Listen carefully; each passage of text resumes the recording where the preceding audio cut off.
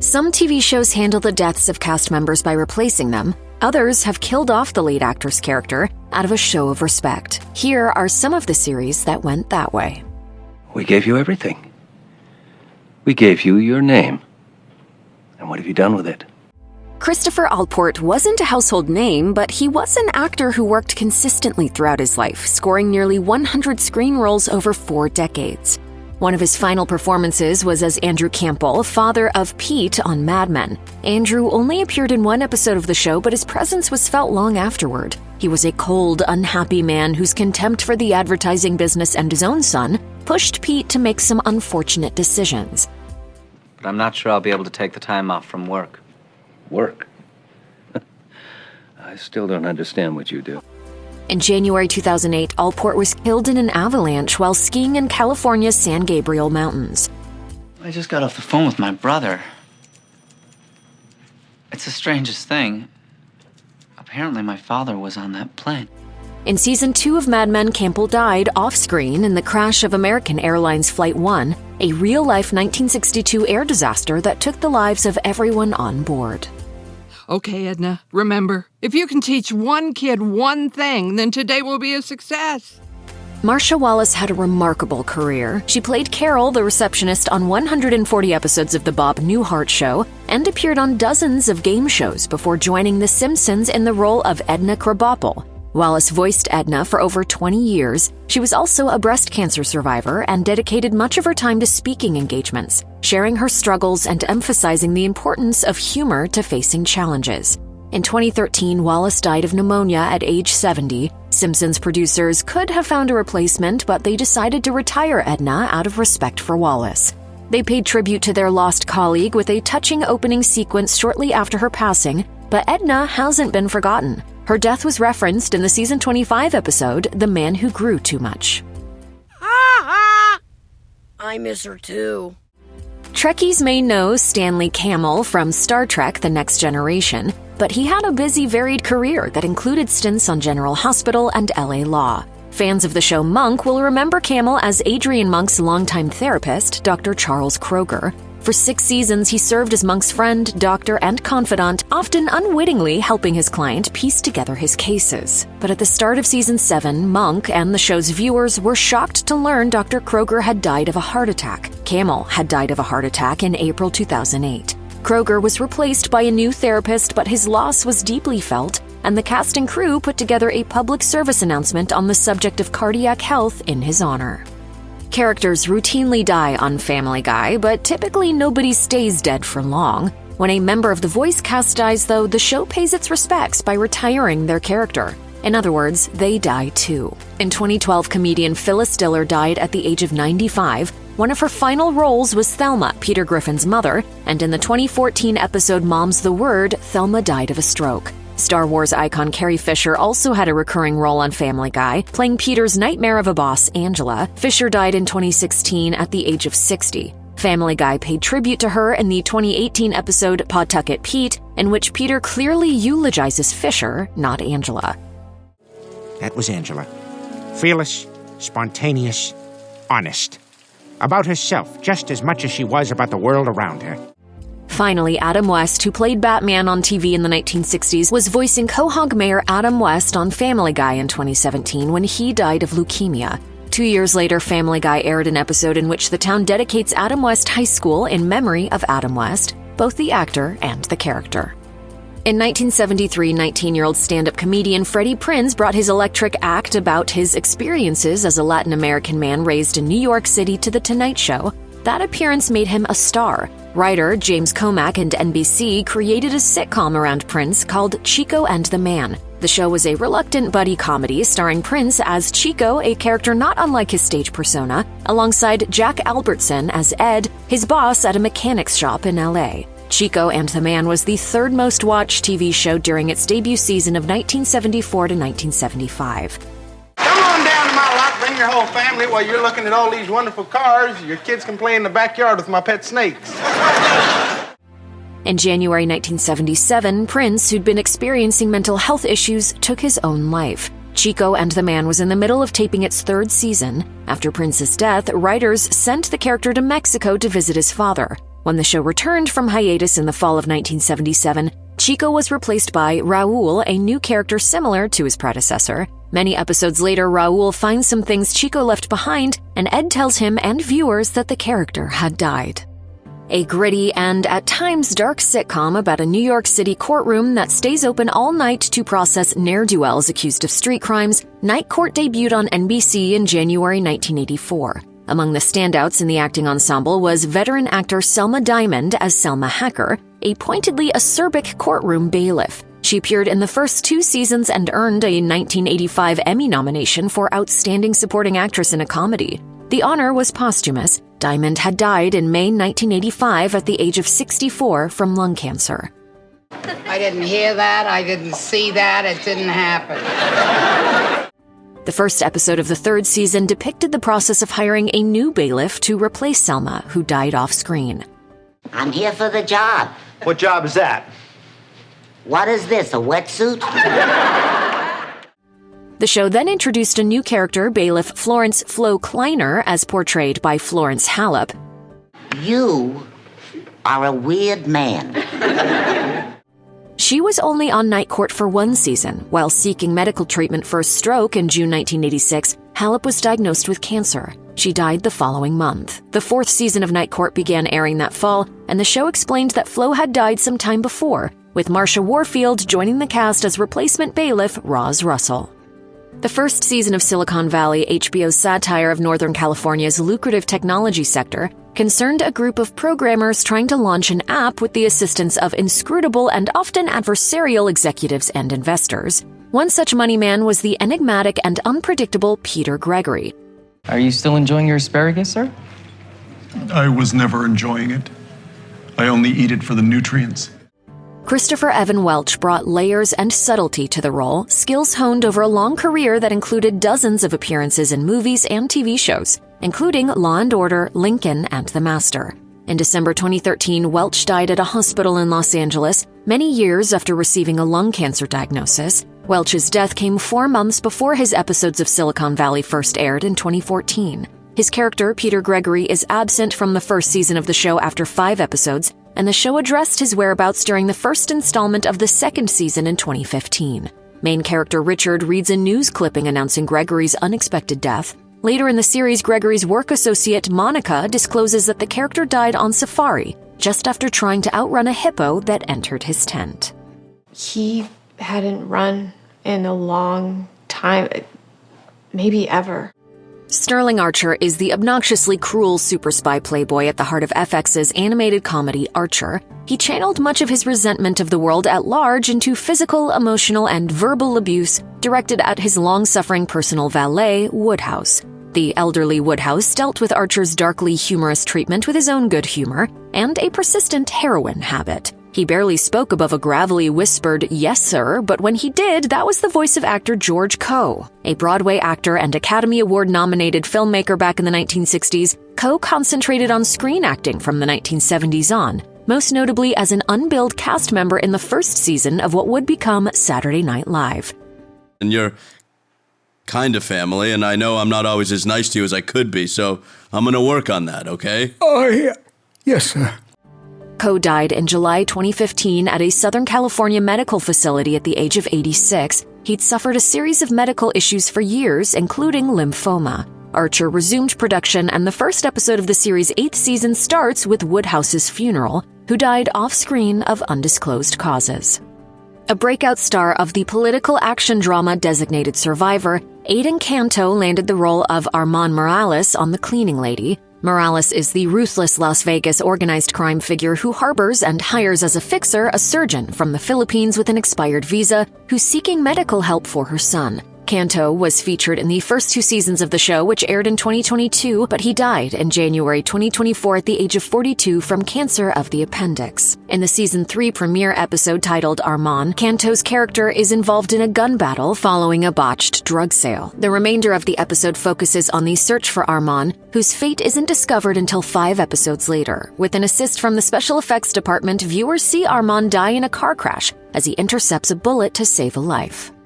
From the very first episode in 2003, the large, ever-changing cast of CBS's NCIS had an anchor in David McCallum. He played medical examiner Donald Ducky Mallard, the goofy and most senior member of the team. Like his character, the actor was also an OG. In the 1960s, he starred as Ilya Koryakhin, a charming Russian spy on the iconic Cold War drama series The Man from U.N.C.L.E. David, you look very relaxed for a man who spends the whole week hunting down the men in the black hats. By the early 2020s, McCallum's appearances on NCIS grew more infrequent, and his last episodes in 2023 were filmed away from the set to accommodate the actor. But neither he nor Ducky left the series. Then, McCallum died in September 2023 at the age of 90. In February 2024, the show aired an episode that explained why Ducky, the series' last remaining original character, hadn't been around. His mentee, Jimmy Palmer, found him at home in bed, where he died sometime in the night. Series flashbacks and scenes in which his co-stars barely stayed in character as they eulogized him rounded out the episode. ABC's The Goldbergs was all about nostalgia, a sitcom in which a contemporary adult fondly looks back on all of his pop culture-laden experiences growing up in the 1980s. I think she's eyeballing me. Move your melon, Murray, so I can enchant her with a coy wink. Young Adam Goldberg's frequent partner in shenanigans is his grandfather Pops, a retired gadabout played by the acclaimed actor George Segal. Segal turned in an Oscar-nominated performance in Who's Afraid of Virginia Woolf in the 1960s and played magazine publisher Jack Gallo on Just Shoot Me in the 1990s and early 2000s, to name just a few. In 2021, Segal had bypass surgery followed by complications, and he died that March at the age of 87. Segal had wrapped work on Season 8 of The Goldbergs, but at the beginning of Season 9, the writers had Pops die in his sleep. As the family grieves, his adult daughter proclaims herself an orphan. Teenagers Barry and Erica turn their anger and frustration outward, and Adam can't let go of a doll he plans to use in place of his grandfather in an unfinished film they planned to make together. Prime Video's The Boys imagines a world in which superheroes are terrible people who are corrupted by their own powers. It was such a smash hit that a spin-off was in order. Gen V. Premiering in 2023, the series was set at Godalming University, a facility designed to train and contain prickly teenage superfigures. Chance Perdomo was cast as Andre Anderson, one of the most powerful supes at Godalming. Among his gifts are the ability to manipulate magnetic fields, heightened hearing, and ultra strength. In March 2024, just before filming on Gen V Season 2 was to start, Perdomo died in a single-vehicle motorcycle accident. He was 27 years old. Filming was postponed to allow for cast and crew to grieve and for the writers to rethink the season. They ultimately decided against recasting and instead killed the character. During Season 2, it's explained that an imprisoned Andre attempted to tunnel his way to freedom, but encountered a steel door that he attempted to open with his powers. Apparently, every time he used his abilities, it created tiny neural abrasions, and the encounter with the door proved fatal. My little beauty, I found you at last. If you grew up in the 70s, chances are the quality of your childhood was directly proportionate to your familiarity with Mr. Hooper. Here's a refresher. Mr. Hooper was the proprietor of Hooper Store, the preferred corner store and eatery of the denizens of Sesame Street. Here, they congregated, shared meals, and discussed which letters and numbers the show was being brought to you by. Will Lee, the actor who played Mr. Hooper, suffered a fatal heart attack in 1982. The producers considered writing Hooper out, sending the character off to Florida to retire. But instead, they acknowledged that their audience was mature enough to understand mortality and made a whole episode about his passing. Mr. Hooper died, Will Lee, and Dulcie Singer thought, why shortchange the kids now? Why not? Big Bird, don't you remember we told you Mr. Hooper died? He's dead. Oh, yeah, I remember. It was a bold move by a children's show, and the episode won a Peabody for that season. As Sam's old baseball coach, Ernie Coach Pantuso could have easily fallen into the role of father figure for the Cheers protagonist, but instead he was written as an almost childlike character. He was warm and universally beloved, and the part garnered actor Nicholas Colasanto 3 Emmy nominations. But Ernie, you're all confused. My God, how did he find the doorbell? Unfortunately, Colasanto died of a heart condition at age 61 before the show started filming its 4th season. The producers had no intention of recasting the role, but they needed another character to fill in the gap he'd left. It was explained that Coach had died, but not a lot of details were given. Howdy. I'm a friend of Coach's. Is he around? I'm sorry, Woody. I guess you hadn't heard. No, Coach passed away a couple months ago. But yeah, I'd like to think he's still around. He was replaced by Woody Harrelson's character Woody, Coach's old pen pal, with whom he used to exchange pens in the mail. If you're looking for a few extra tears, check out the portrait of Geronimo that Sam straightens in the series finale. It belonged to Colasanto and used to hang in his dressing room. I'm your host, Bill McNeal, and you're probably wondering exactly what is the real deal today. Hey, good question. Phil Hartman was an American treasure on the same scale as Yosemite, even if he was technically born in Canada. Over a career spanning decades, Hartman played dozens of roles, including Ranger John Vicky Johnson in So I Married an Ex-Murderer, Pee-wee's Playhouse's Captain Carl, and countless characters on SNL. During the last few years of his life, Hartman played NewsRadio's Bill McNeal, egotistical co-anchor of the show's WNYX newscast. In 1998, Hartman was fatally shot by his wife, who then turned the gun on herself. Phil Hartman's tragic passing was addressed by NewsRadio in a beautifully balanced manner. His character was laid to rest off-screen after having a heart attack, and the show managed to keep a sense of humor about his loss without being cruel. The next week, Bill McNeal's role was filled in by Max Lewis, played by Hartman's fellow SNL alum, Jon Lovitz. John Ritter was a beloved television icon by the time he was 29, thanks to his role as Jack Tripper on the classic TV sitcom Three's Company. Small film parts and television appearances followed, but his real return to the spotlight came in 2002 with the premiere of his hit show 8 Simple Rules for Dating My Teenage Daughter. Based on the book of the same name, the show focused on Ritter's character, Paul Hennessy, and his attempts to maintain control over his daughter's dating lives. Just so you know, Kyle, if you ever pull into my driveway and honk, you better be delivering a package because you're sure as hell not picking anything up.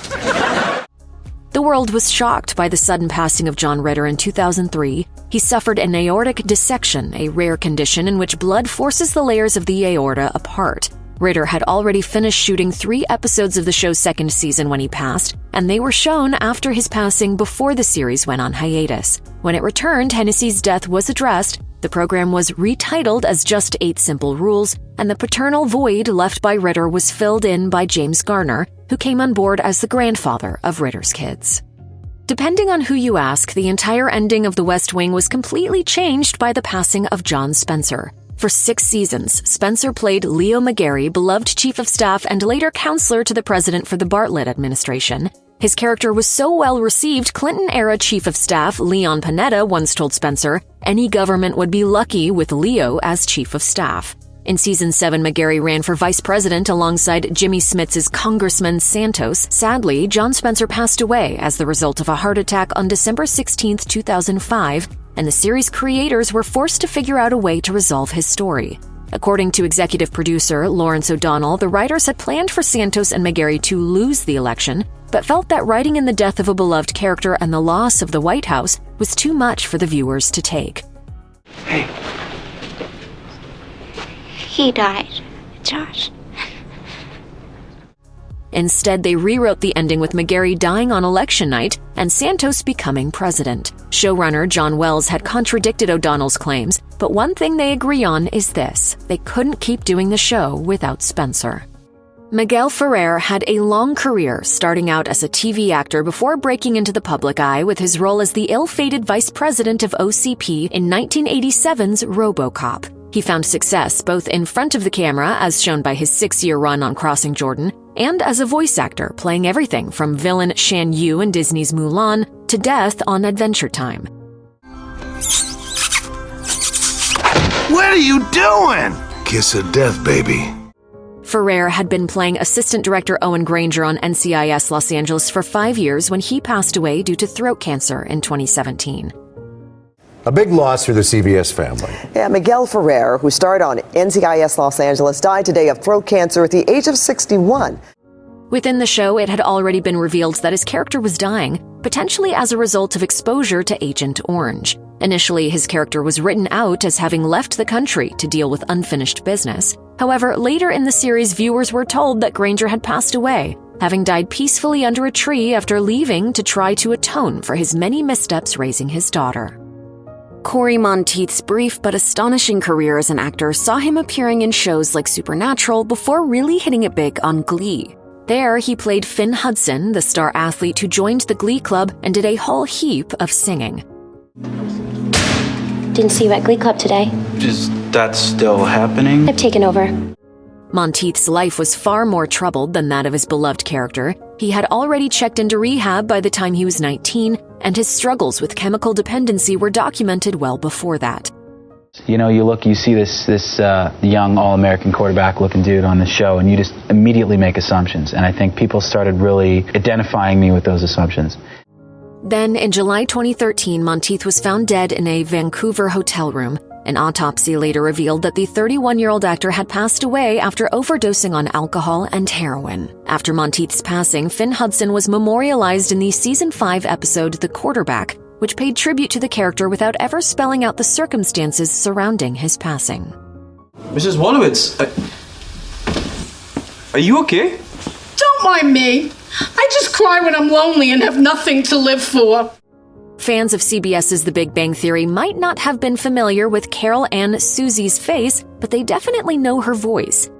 You're gonna have to play outside! I'm not dressed to receive! She played Debbie Wolowitz, the unseen but oft-heard mother of Howard. While this was probably Susie's most prolific role, she had a long, fascinating career as a television and movie actress, starting with a recurring role on Kolchak, the Night Stalker, all the way back in 1974. Sadly, in November 2014, Carol Ann Susie passed away at age 62 after a battle with cancer. Mrs. Wolowitz passed away in her sleep during the episode The Comic Book Store Regeneration, and several episodes were written around the character's death. My mom died. A funeral was held, her urn was lost in airline luggage, and the gang had one more of her enormous meals thanks to a freezer full of leftovers.